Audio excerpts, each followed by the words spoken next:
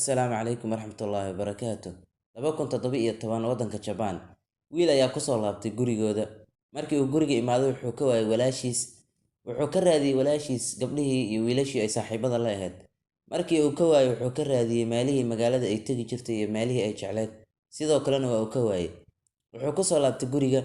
Wuxuu baaritaan ku bilaabay bostiyadii ugu dambeeyay ee soo dhigtay baraheeda bulshada. Wuxuu arkay Twitter-ka inay soo dhigtay inay isdili doonto iyada iyo qof kale ay si wadajir isku dili doonaan. Isla markiiba wuxuu shiday kombiyuutarkeeda. Kombiyuutarkana waxaa ku kacsanaa Twitter-keeda.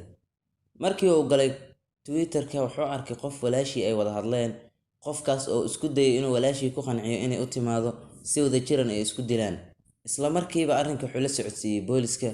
Booliskana waxay baaritaan ku bilaabeen akoonkaas Twitter-ka. Waxay ogaadeen inuu leeyahay wiil lagu magacaabo Takahiro. Waxay booliska iyo wiilkii walaashiis maqleen isla markiiba tageen guriga wiilka lagu magacaabo Takahiro. Markii ay tageen guriga waxay weydiiyeen gabadhii ay raadinayeen. Isagoo la hadlin wuxuu u tilmaamay qol ka mid ah guriga. Qolkii markii ay tageen boolisku ayna baareen waxba way ka waayeen. Waxay mar kale ku soo laabteen wiilkii. Mar kale wuxuu u tilmaamay frinjeerka. Markii ay fureen frinjeerka waxaa ka soo baxay meyd. Meydkuna wuxuu ahaa gabadhii ay raadinayeen. Boolisku sidoo kale waxay baaritaan guud ku sameeyeen guriga. Waxayna ka heleen meydka 9 qof oo kale, 8 qof oo kale oo gabadhaas ay 9 ku tahay. Waxay kala noqdeen markii ay baaritaan ku sameeyeen dadka ay yihiin 8 gabdhood iyo 1 wiil.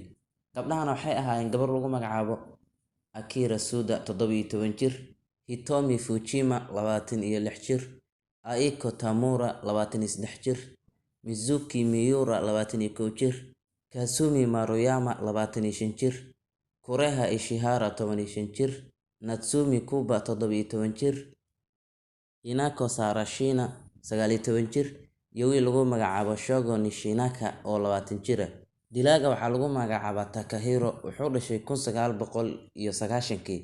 Waa 30 jir, waxaana lagu naanaysaa Twitter killer ama dilaagii Twitter-ka. Waxaa loogu bixiyay naanastan maadaama uu Twitter-ka ka ugaarsan jiray dadka uu laayo. Sida aan wada ognahay dadka laaya inta badan dadka ama way afduubtaan ama meel ayay ka tafaan. Laakiin wiilkan dadka uu dilay oo dhan hal qof uu soo afduubay ma jiro. Dhammaantood iyaga ayaa lugahooda ugu imaaday. Siduu u dili jiray dadka ama siduu gurigiisa u keeni jiray dadka. Wuxuu lahaa dhowr Twitter. Wuxuu ku soo qori jiray Twitter-ka, maanta waa murugeysanahay, waxaan rabaa inaan isdilo. Kadibna wuxuu fiirin jiray commentiga dadka ay soo qoraan. Qof ra'yigiisa kala qabo ayuu ka fiirin jiray oo isna rabo inuu isdilo. Wuxuu gaar ahaan u sii ugaarsan jiray gabdhaha. Kadib wuxuu geli jiray qofka commentiga leh, waa una la xiriiri jiray. Wuxuuna ku qanci jiray qofka inaanay dhakhtar cilmi nafsi iyo u tagin, inaanay dadkooda u sheegin inay rabaan inay isdilaan. Wuxuuna ku qanci jiray sidoo kale inay guriga u imaadaan. Wuxuu dhihi jiray aniga waxaan hayaa qaab sahlan oo isku dili karno. Guriga iigu imaado si wadajir ayaan isku dilaynaa. Qaabkaas ayuu gabdhaha u dagi jiray. Markii guriga uga imaadaanna intuu kufsado ayuu dili jiray. Laakiin halka wiil ee Shogo isaga maxaa guriga keenay? Wiilkaas gabar uu saaxiib leeyahay ama xiriir kala dhaxeeyo ayuu ogaaday inay xiriir la leedahay ninkan. Maalmaha ka mid ah markii uu waayay gabadhii wuxuu la soo xiriiray ninkan Takahiro. Kadibna wuxuu ku yiri gabadhii aaway. Wuxuu ku yiri gurigeygii joogtaa bis u imaaw. Markii uu guriga imaaday tartiib waa loo dhameeyay oo waa la dilay. Waxaana dilay dilaygii. Ninkan wuxuu dilay 9 qofood, 8 gabdhood iyo wiilka 2 bilood gudaheeda 2017. Markii la soo qabtay waa uu qirtay dhammaan dambigii oo galay iyo inuu dilay dhammaan dadkaas oo dhan. Bishii December 2020 waxay ku xukuntay maxkamad dalka Japan dil daldalaad ah in la daldalo. Laakiin wuxuu codsaday inta aan la dilin inuu guursado.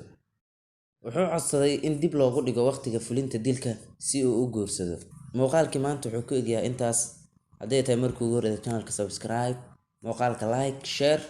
Wassalaamu calaykum waraxmatullaahi wabarakaatuh.